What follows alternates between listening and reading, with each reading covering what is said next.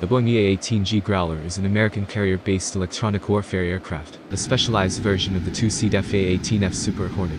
The EA-18G replaced the Northrop Grumman EA-6B Prowlers in service with the United States Navy. The Growler's electronic warfare capability is primarily provided by Northrop Grumman. The EA-18G began production in 2007 and entered operational service with the U.S. Navy in late 2009. Australia has also purchased 12 EA-18Gs, which entered service with the Royal Australian Air Force in 2017.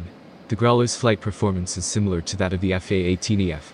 This attribute enables the Growler to perform escort jamming as well as the traditional standoff jamming mission, radar jamming and deception. Growlers are able to accompany FA-18s during all phases of an attack mission. In order to give the Growler more stable flight for the electronic warfare mission, Boeing changed the leading edge fairings and wing fold hinge fairings, and added wing fences and aileron tripper strips. The Growler has more than 90% in common with the standard Super Hornet, sharing airframe, Raytheon NAPG-79 ESA radar, and weapon systems such as the NA-22 Stores Management System. Most of the dedicated airborne electronic attack equipment is mounted on a plate in the space that is used to house the internal 20mm cannon and on the wingtips.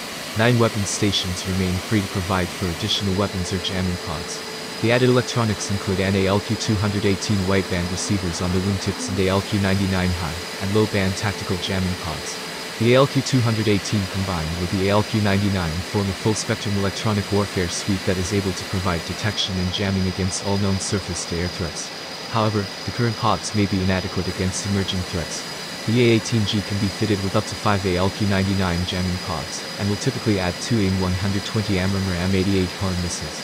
The EA-18G will also use the INCOMS interference cancellation system that will allow voice communication while jamming enemy communications, a capability not available on the EA-6B.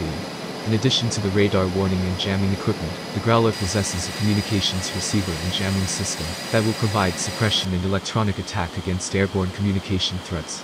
The poor reliability of the ALQ-99 jammer pod and frequent failures of the built-in test have caused the crew to fly missions with undetected faults.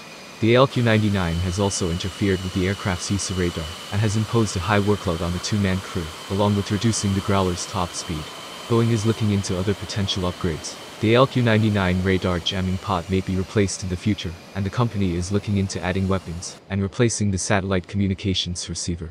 The Growler is the initial platform for the next-generation jammer, which uses active electronically scanned array technology to focus jamming power exactly where needed. The NGJ was to be implemented on the F-35.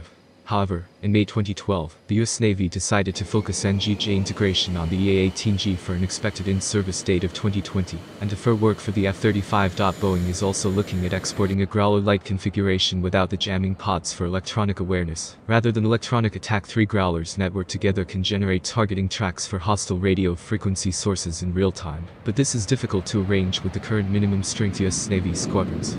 Utilizing faster data links, the Growler could use its U-pods to accurately locate signal sources. In a group of 3 planes, when one detects a signal from a source such as a cell phone, the other 2 can also listen for the same signal, all 3 measuring the amount of time taken for transmissions to travel from the source to each aircraft, to triangulate the location in a very small area. By early 2015, the Navy had demonstrated this concept using EA-18s equipped with Rockwell Collins tactical targeting network technology and ALQ-218 receivers to acquire emissions from a target vessel, and target it from a standoff range without using their own detectable radar emissions. Boeing announced on 1 December 2015 that they would upgrade Navy EA-18Gs with the TTNT data link.